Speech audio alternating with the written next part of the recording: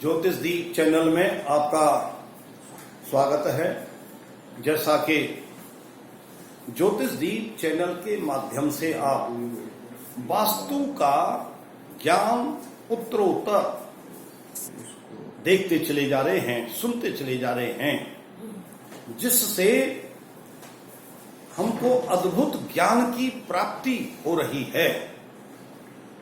क्योंकि जीवन में यदि कोई मानव अपनी वास्तु पर, आवास की वास्तु के अनुसार रहता है तो उसको अनेक प्रकार की सुख सुविधा, अनेक प्रकार के सुख लाभ प्राप्त होते हैं। यदि किसी अज्ञानवश वो अपने भूखंड आवास में वास्तु का सदुपयोग नहीं कर पा रहा है तो उस अज्ञान के अभाव में या किसी दक्ष वास्तुकार की प्रेरणा के बिना, सहयोग के बिना उसको अनेक प्रकार की हानियां उठानी पड़ती हैं। जैसा कि मैं बार बार आपको स्मरण कराता हूं कि अनियोजित वस्तुओं को नियोजित करने की प्रक्रिया को हम वास्तु कहते हैं। इस अनियोजित को नियोजित करने की प्रक्रिया को वास्तु कहते हैं और इस वास्तु में हमारे ऋषि मुनियों के अनुसार 45 देवता हैं, जिनमें से 32 देवता भूखंड के बाहरी भाग पर स्थित हैं, विराजमान हैं, जिनका हम अध्ययन कर रहे हैं। इसी के साथ में आप इस ज्योतिष दीप चैनल को सब्सक्राइब करें और इस वीडियो को ध्यान से सुनते हुए आगे ज्ञान लाभ प्राप्त करें और इस वीडियो को आप शेयर करें, जिससे विशेष रूप से आपको लाभकारी सिद्ध होगा।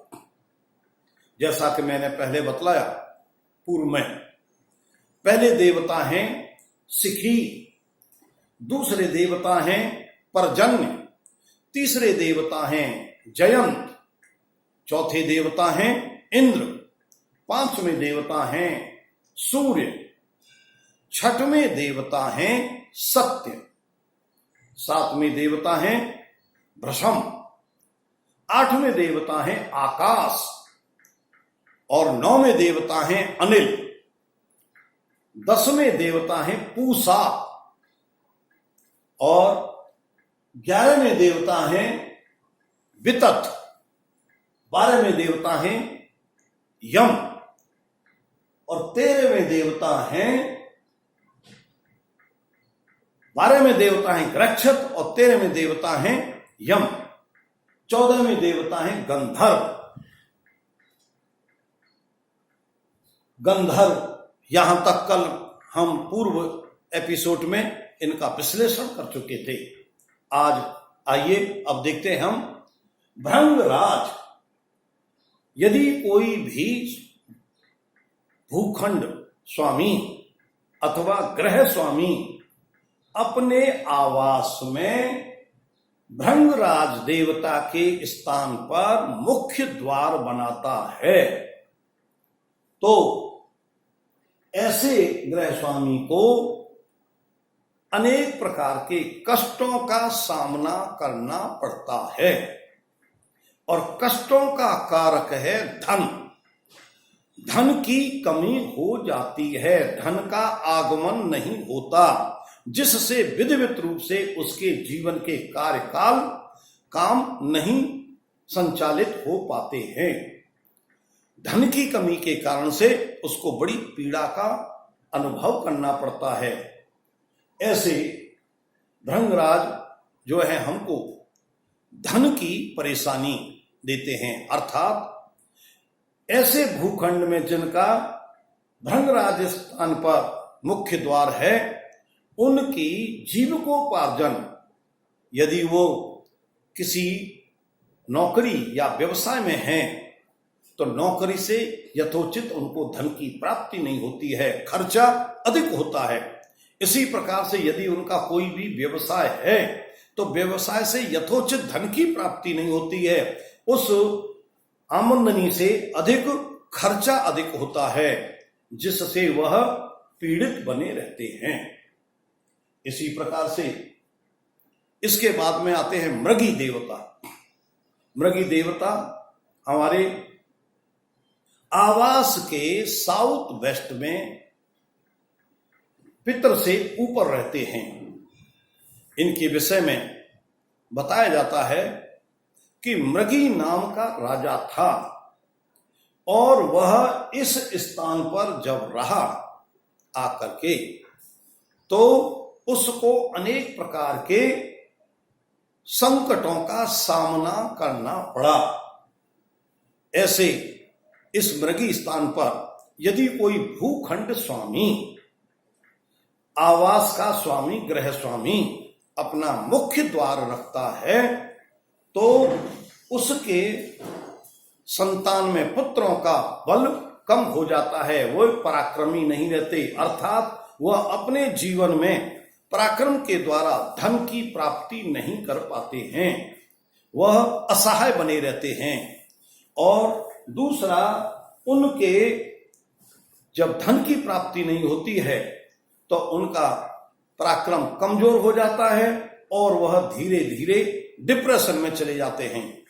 और डिप्रेशन के जाने के कारण से वह अपनी जीविकोपार्जन यथोचित रूप से संचालित नहीं कर पाते और उनका जीवन जो है बड़ा दयनीय हो जाता है। अनेक प्रकार की समस्याओं का सामना करना पड़ता है, जो बहुत ही कष्टकारक होता है। यदि किसी माता पिता या गृह स्वामी के सामने जब उसकी संतान दुखी रहती है, तो उसके लिए सबसे बड़ा कष्ट और पीड़ा का विषय गृह स्वामी के सामने होता है, जिसकी अनुभूति वही स्वयं ही कर सकता है, दूसरा उसकी अनुभूति नहीं कर सकता। इसलिए ये मृगी स्थान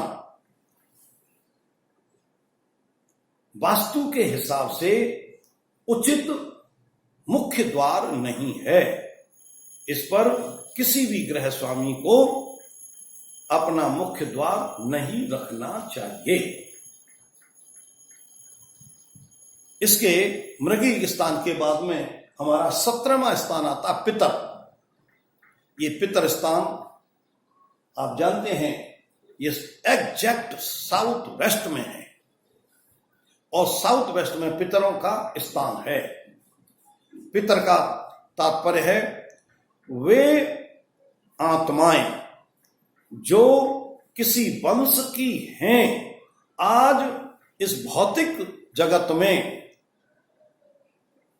न रह होकर के वह परलोक में हैं, अर्थात हमारे वे पूर्व वंशज जो आज इस लौकिक जगत में न होकर के वो परलोक में हैं, अर्थात यहां से इस लोक से उनकी मृत्यु हो चुकी है और वह आत्मा जो है अनेक प्रकार की 84 लाख योनियों में से प्रवेश करने के लिए पितृ योनि में स्थित है।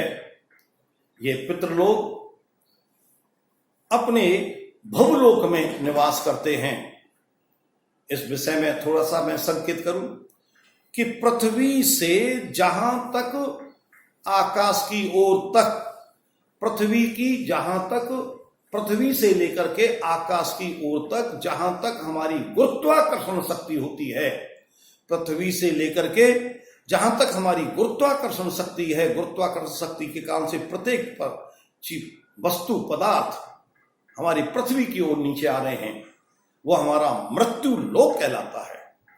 और जहां हमारी पृथ्वी की गुरुत्वाकर्षण शक्ति समाप्त हो जाती है, जहां निर्वात है, न वायु है, न जल है, न किसी प्रकार की शक्ति है, वह शक्ति से, उस गुरुत्वाकर्षण शक्ति से ऊपर भवलोक है। उस भवलोक में हमारे पितृ आत्माओं का निवास होता है और गरुड़ पुराण के अनुसार बतलाया जाता है कि उस भवलोक में ये पितृ आत्मा उल्टी लटकी रहती हैं और बहुत ही अनेक प्रकार का कष्ट पाती रहती हैं। इस भूलोक से ऊपर देवलोक है, देवलोक से ऊपर स्वर्गलोक है और स्वर्गलोक से ऊपर सूर्यलोक है, जहां भगवान सूर्य ही रहते हैं, वहां कोई पहुंच नहीं सकता।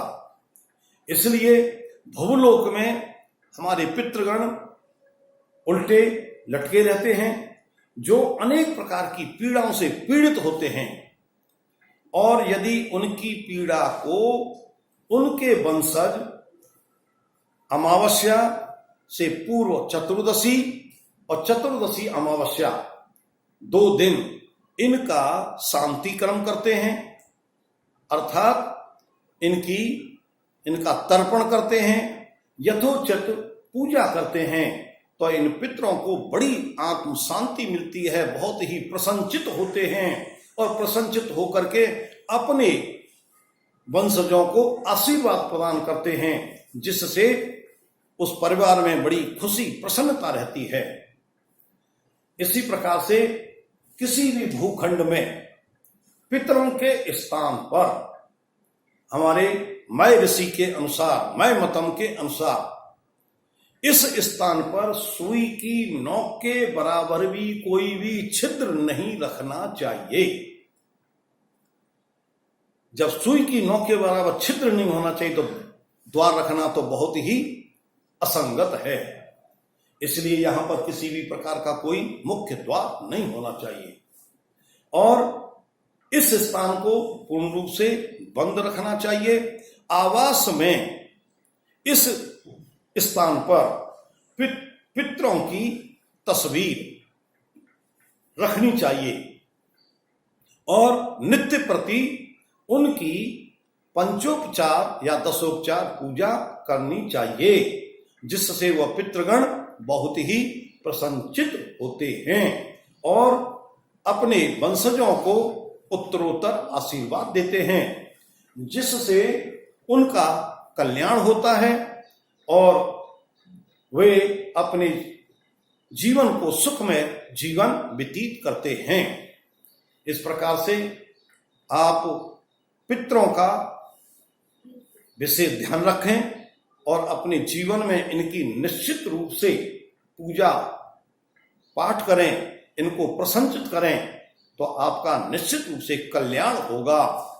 और जो व्यक्ति एक मन में भाव रखते हैं कि हमारे कोई पितृ नहीं है, पूजा नहीं करते हैं, उनका ध्यान मनन नहीं करते हैं, उनको प्रसन्नचित नहीं करते हैं, तो अनेक प्रकार के कष्टों को भोगते हैं। लेकिन मैं बार बार आपको प्रेरित कर रहा हूं कि पितरों को निश्चित रूप से अपने जीवन काल में उनकी पूजा करनी चाहिए, शांति करनी चाहिए, तर्पण करना चाहिए, पंचोपचार पूजा करनी चाहिए, अनेक प्रकार के उनको प्रसन्नता के लिए कार्य करेंगे तो निश्चित रूप से आपका कल्याण होगा। और इसी भावना के साथ में कल्याणम अस्तु।